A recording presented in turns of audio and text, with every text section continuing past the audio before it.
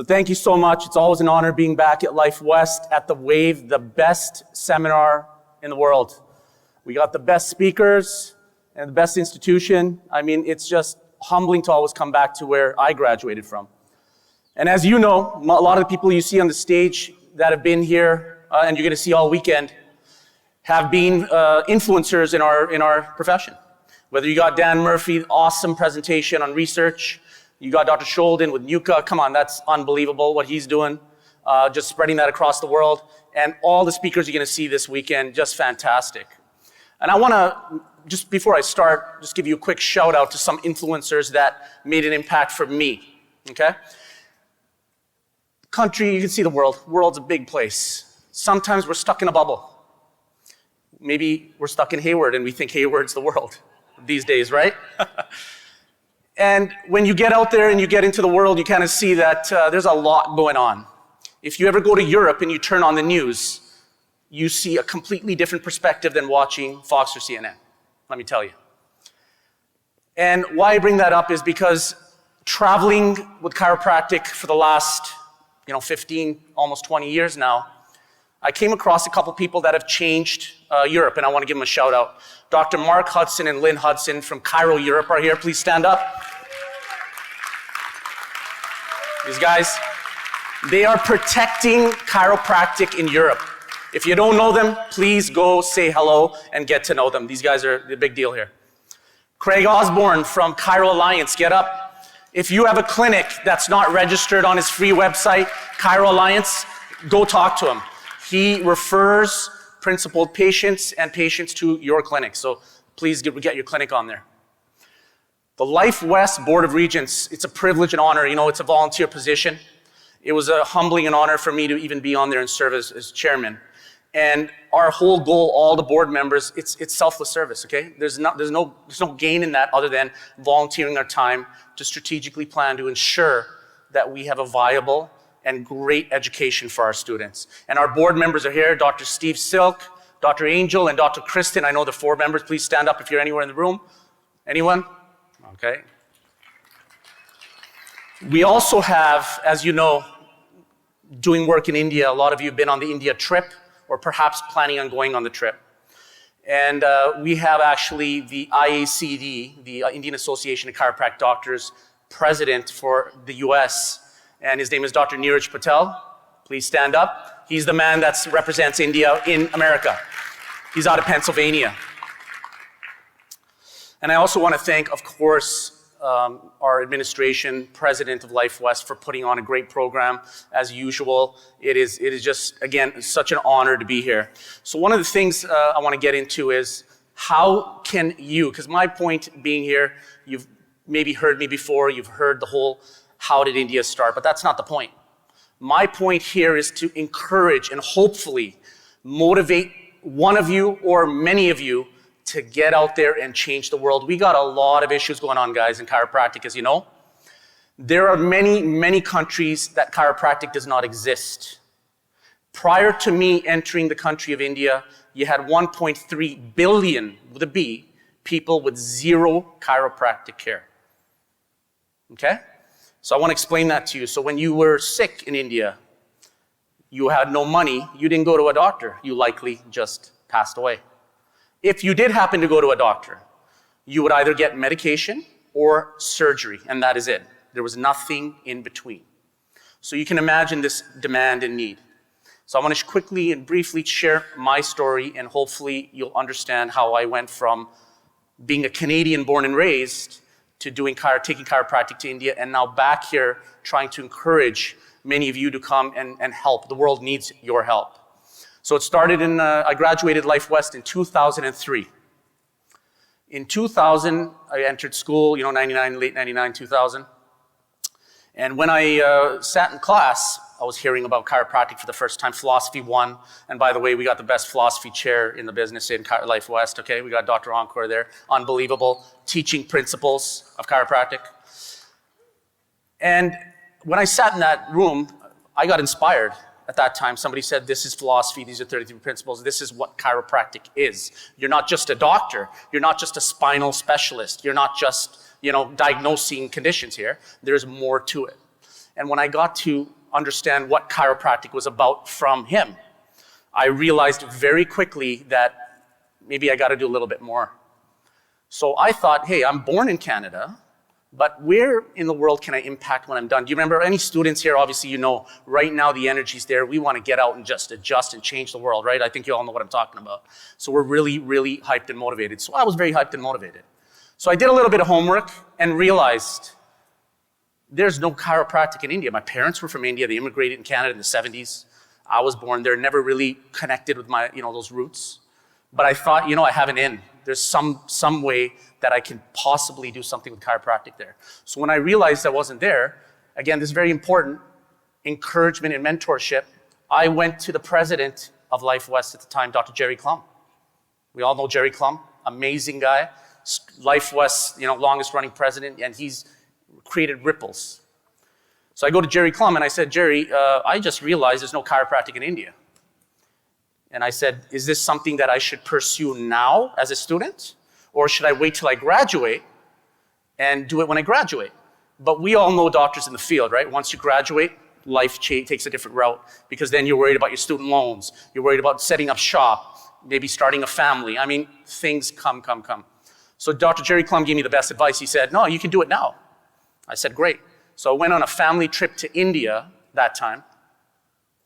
And I realized very quickly that things were not as easy as they appear, right? 1.3 billion people, who am I? One student out of Hayward, California, coming to India to say, I'm gonna change the world, right? So you meet with officials, you meet with people, and I kind of got to feel, this is a bigger challenge than I could have thought. But I put the seeds in play that point. We set up the association as a student, the Indian Association of Chiropractic Doctors. Got some docs that were like-minded. Remember, this Indian Association is not just Indians. It's anybody that supports chiropractic that happens to want to do it in India. Most of our membership right now in India are non-Indian, okay? So it just shows you. So life can be simple or difficult or fun and rewarding. Does that make sense? It's what you make out of it. When you get up in the morning, do you get up and sing, I'm gonna have a great day, or are you gonna say, oh, I got 7:30 class. Oh, I gotta go to I got to get to school quick and I got to study for exams, right? We all know that feeling. It's what you put out is what you get. So I made a choice at that time, and it's fortunate that I'm going to get up every day in school, and I'm looking forward. And I used to get up and say, I can't wait to get out of school to make a change, to make an impact.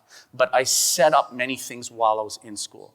So my challenge to myself is I'm going to make life and Life West and everything I do fun and rewarding. Because the cycle of life, we all know it, right? We're born. Maybe we go to school, we're raised a little bit, go to school. Then we get a job, perhaps have a family, retire around 65, and then die, right? That's the cycle of life. And we hopefully we leave a little legacy, or we have some family to redo that cycle. When I thought about that, and somebody had presented that to me at a seminar once, and I said, you know what, it's a good point. I think we got to do a little bit more than just the cycle of life here. We got to do a lot of things in between to make life fun and exciting. Because one thing in these times, I want to just show you this, and you've seen this before if you've seen my lectures, and I always put this up because it's very, very important. We are at a tipping point in our profession right now, a tipping point, okay? But I think we're at a prime point right now where we can bring things together. A lot of you know what's going on in Australia and Canada with chiropractic, pediatrics. We're all aware, right? But one thing is that above and beyond, when we're out there presenting and representing ourselves, we're all chiropractors and doctors first, okay? We got to remember that. If you divide and conquer, you lose. Right now, there are many people trying to divide and conquer us. And it's in all professions, by the way, okay? Even in the medical profession, there's a divide and conquer going on what type of medicine you're giving, if you're going opioid way or you're going non-opioid way, right? It just depends on what side of the spectrum you go.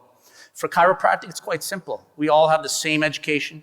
We go, other than philosophy, I'm saying education. When we talk about board exams, you get out, you know how to diagnose, you know how to do all that. So why waste time battling each other? That's one big point I've learned over the many, many years. What does evidence-based mean and philosophy mean? We're going to hear some great lectures over the weekend here on what that means. I can clearly tell you that we are all evidence-based. okay? LifeWest is evidence-based. We got the best researchers. We got the top evidence in the industry. But you add the philosophy with the evidence, guess what? We're even better, right? Now, global population is over 7 billion, okay? We, as Americans, Canadians, let's call it North Americans for argument's sake here, we are the 1%. Is that fair to say? Now you add us with our knowledge of chiropractic to the 1%, we are 0.0000001%. So we have a lot to do to change the dynamics of that conversation. That's up to us. So rather get out there and argue with each other about what's evidence-based and what's philosophy, let's go ahead and figure out what's common amongst us first and have that dialogue. And I'll share some stuff with you. And I wanna, the green books. The biggest thing I have about this when I go and lecture all over the world, when I talk to people that say, that's, what's the green books? First question is, have you read the green books? No. So how can you tell me that the green books don't make sense if you haven't read it? First read it, then have a discussion with me. Give me a specific passage in there or a part that you do not like, and let's have a discussion. And that usually calms it right down. You can't criticize something you don't know about. Make sense? But you do it in a very respectful and proper way. So all our colleagues are health care practitioners. I just want to share a quick story. I was invited 2 years after graduation, so 2005-ish, to an oncology conference in Florida. It was 2005 or 2006. And I remember going to that conference, and they had a representation from every practitioner. Like you got homeopaths, you got physiotherapists, chiropractors, and I was one of the representatives for chiropractors. And it was about integrating how could all those other things help with cancer patients. Okay, so you get heart surgeon there. And I remember a discussion. So I went up and gave, what is chiropractic? Then I put, and because it's for a medical audience, then I put the philosophical angle in it at the end. And a heart surgeon came up to me, he said, he goes, you know what, I had a very bad opinion of chiropractors until you just explained that. I said, what did I explain? He goes, I always used to have a challenge when I used to see a patient and they need heart surgery, and I would explain a blockage in an artery, and they would have a tough time, and they'd be talking about all this stuff and saying, pros and cons, they'd be nervous. But your talk, how you explained that slowly over time, the blockage is a result of a slow wear and tear on the body, immune system, and maybe the foods you eat, the diet, and it builds a blockage. And when that blockage gets to 90% or more, we do surgery to release the blockage. And the same thing with strokes, that a blockage or a compression or irritation on a nerve or artery can cause that. So he essentially took our philosophical message of chiropractic and said, I'm going to be applying that to my heart patients now. So it wasn't the science of chiropractic that got him to love chiropractic. It was the philosophy that he understood why we were doing what we're doing. Isn't that pretty cool? That's what he focused on. So I remember getting emails from him later saying that, I'm sending these patients to chiropractors because I want to make sure their spine is fully functioning. There's no interference or compression, such as a blocked artery. So in the future, when you're speaking with your colleagues that are health care practitioners, first do your homework and find the common elements of what binds you. If there's an MD in the area, a surgeon in the area. So that's one thing. I want to introduce my family. It's my beautiful wife and my 4 chiropractic children. Okay? So 6, 8, 10, and 11. Chiropractic children from birth. Okay? And they are my why. Remember we were talking about it? We can have science, we can have, everything. But if you don't have the why, this is my why. This is what I do, why I do what I do. It's to leave that legacy. It's to make them proud that we're making a difference in the world, and it's not just a cycle of life and you die and you move on. There's more to accomplish, there's more to do, there's more people to help. You've probably seen this before, the golden circle. So substitute that for chiropractic. Every organization on the planet knows what they do. Agreed? Everybody. When they have a business, they have anything, you go anywhere, they know what they do. How? They know how they do it. This last thing is the difference. Do you know why you're doing what you're doing? Do you know why? This is a very important chart that I remember from years ago, so I always use it. And when you understand the why, this is what differentiates you. And I want to give you an example, real example of this. In India, there's a battle, just like in America and every other country, between, let's say, therapists and chiropractors. Oh, I can learn manipulation, or I can, learn this, I can learn that.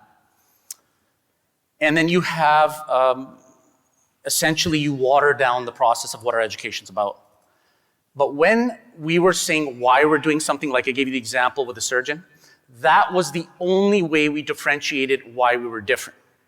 And that's how we were able to get respect and get access and be the top of the spectrum in healthcare in India. So when you go to India now, and how many people here, just quick raise of hands, been on the India mission trip before? So we got a bunch still here. Okay, good. And how many are planning on going? Yeah, we got a lot more. So when you go to India, you're the VIPs. We're at the top of the medical spectrum. Chiropractors have the biggest lines. Chiropractors are trusted. They know that we're in there for the intention to remove that subluxation. Whether you use a scientific definition or not, we're talking about vitalism, the mind-body connection. That's something that can happen in one part of the body, affects it, safety pin cycle. They understand that. And in Asia, the beauty of Asia, that's Asian culture. So this is the why, right, guys? Are we going to forget the why? This is the why. A universal, intelligent, all-matter continuum gives to it properties and actions, thus maintaining it in existence.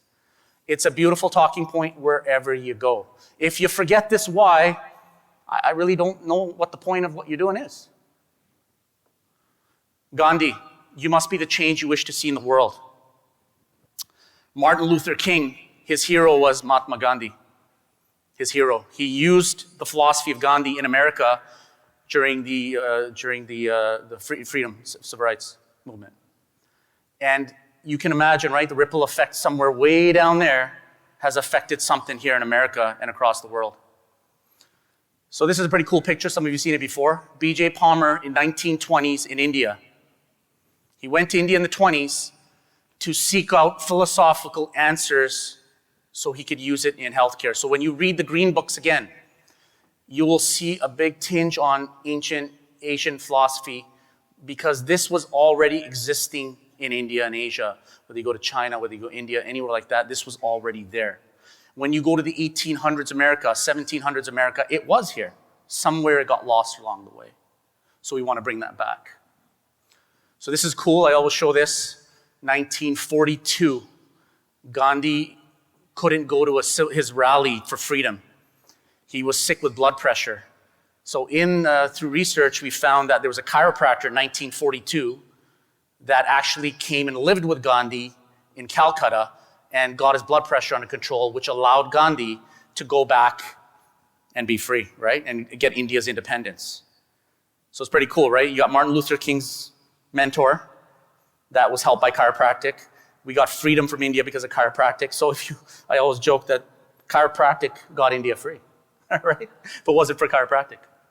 So we make a living by what we get, but we make a life by what we give. Very, very crucial philosophy. Why should we give back?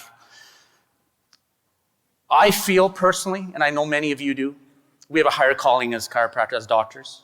We have a higher calling. It's not just our office. It's not just our patients in there. It's our community. The healthier our community, the more calmer, right? We know physical, mental stresses. We know they exist. We know they cause subluxation.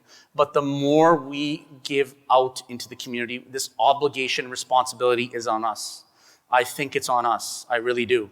Because the more we're able to go out there and give, the universe gives. It's just universal law. So, talking about me again, my story, I was in a bubble. When we traveled to countries, as a kid, I used to go with my parents to, let's say we're going to Italy or we're going to Europe or anywhere. And all of you, when we travel, we go to the tourist spots of wherever we go. We see the tourist spots, we go on a hop-on bus tour, we see the museums, but we do not see the reality of that we're 1%, remember? Or 0.001. We do not see the 99% of the way people live. We don't see it. So we have this predetermined notion in our minds that that is reality. It is not. We can go to places in Oakland, which will be equivalent to places in India. We all know that. Are we doing enough to help? Are we doing enough to give back to what's close to us and what's around us? And that's one big, big lesson I learned, getting out of school. But then a question will be, what about practice? I'm not saying that. You can do both. You have to earn a living. You got to pay your loans off. You build your practice. I was very fortunate. I went back to Canada after graduation of Life West, and I went to an environment that was absolutely opposite of Life West. So when you're one of the few doing what we do, you kill it in practice. It was unbelievable.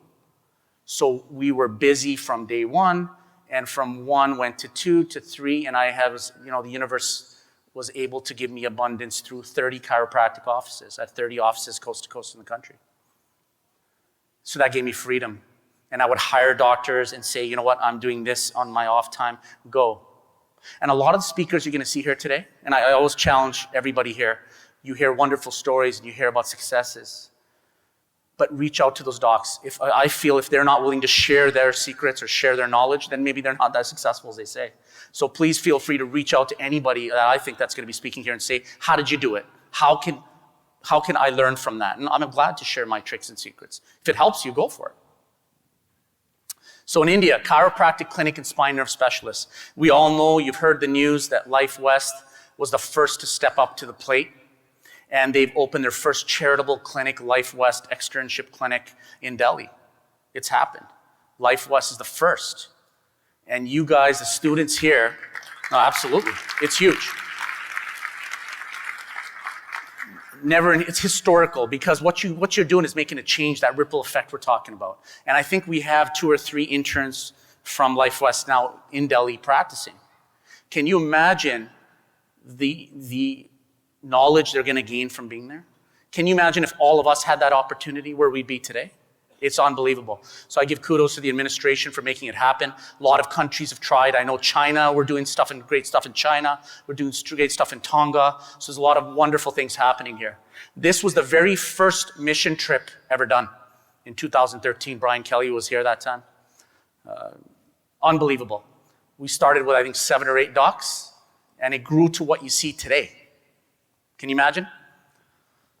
We see so everybody remember Yoakum and Rowe? Remember the most odd cases? You're like, when am I gonna see this? You're gonna see in India. You can open any abnormality and you'll find it in India. And they have nothing. They have nothing. The biggest, I remember why you saw my family, you saw my kids. I remember when I had my first child, and that's when you realize, how universal intelligence works, how innate it is, and you're like, this is unbelievable. I have a child. So I went to India on this trip, and there was a baby there. I told the story before, maybe some of you heard. And a baby came in with their parents, and maybe 9 months old, looked like it was probably 3 months old, malnourished, and wheezing. And I said, we took the stethoscope and checked, and it was pneumonia, definitely pneumonia. And we told the parents, we said, you know what, we're gonna have to take you to the pediatric section there, get whatever they need to do, and we'll adjust the baby. And I turned my back and they disappeared. They took off into the crowd of 1 million people. So I told one of the volunteers, run out and grab those parents. They came back. We found them somehow. Again, I don't know how we found them, but we found them. They came back. That baby would have been dead in a few days, 100%. But what the parents said was, we were gonna just leave it to God and pray, because we have no money for medicine, and we were just gonna go home. We were scared that you were saying go somewhere else. I said, listen, first of all, this is a charity clinic. We're gonna take care, we're gonna do what we can to make sure that child is taken care of. But the thoughts going through my head was my own child. And I was thinking, how lucky are we being in the greatest country in the world? We have everything, right? You have a good warm bed, food, and these people barely have a meal a day. And they're thinking, I can't even get anything for my baby. It's better off that they die, because it would be too much.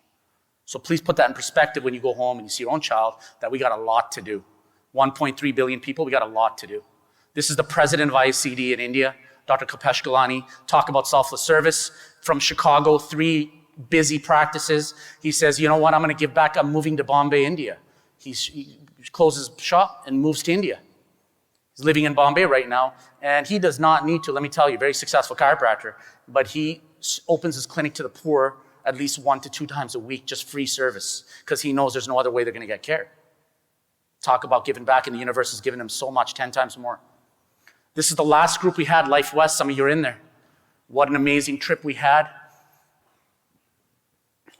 And this is a video just to show you just a quick glance of what was going on. Take a look at the tent provided by the mission. Full, 60 docs there, full of, and they provide the beds, they provide the care. We're VIPs, as I said, in India. And I take you outside to a lineup. And this is the lineup, 700 to 800 deep, waiting to get into the camp. Just first time care ever seeing a doctor, let alone a chiropractor. They've never been anywhere. And they walk and they wait for hours in line in the heat for one chance to visit, to be touched by a chiropractor.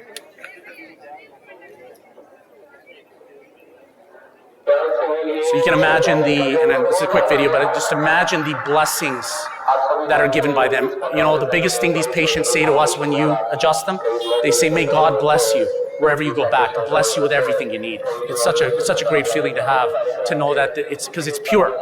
It's pure. There's no agenda.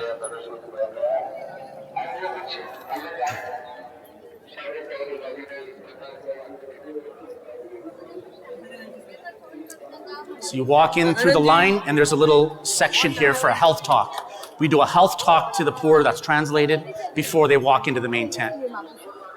And the Hudson family, Lynn, is usually the one heading the health talks. They sit down on the ground and they go in. And it is non-stop beginning tonight. And then we come on back in here. And one of our newest mission trips, if you've heard of the Golden Temple, it's the most holy place, the Golden Temple in India, in Amritsar, India. And they did our first camp. Let me tell you, this is a historic thing for them to do in the country of India when you do that, right in front of the Golden Temple. This is a real picture I took, just so you understand. This is real. It's not a fake picture. This is how beautiful that temple is. Historic temple that opened their doors to chiropractic care. Why? Not because we're doctors. It's because the philosophy in line with their philosophy. That's amazing, right? The philosophy was in line. So we had our first camp that we just did, and there were 7 of us that went down there, and we adjusted, hundreds of people that we could. And it starts with you guys. Pay it forward. If we pay it forward, only then can we make a change. Only then can we impact. So I know we're all busy. I know life moves on. But if you can, from the bottom of my heart, I really tell you, if our tribe spreads the vision of chiropractic out there, we can make a difference and change the mindset of the world. We have the influencers out there. A lot of you, listen, I started exactly the way you are. Sitting in class, coming here to seminars, and learning and absorbing. If I can do it, trust me, I can do it, definitely you can do it. There's nothing special about me. Opening up a practice, learning the systems, just learning. I used to go to speakers and say, teach me. You said you had a high volume practice, whatever, X number of patients a week. How did you do it? Show me, can I come to your office? If they said no, I'm like, yeah, that's probably not happening, right? But if they did say yes and I went and I saw it, I'd be like, and I would ask the questions. I would ask, and I really encourage you to ask. So thank you very much, and I really appreciate everything you do. Thank you.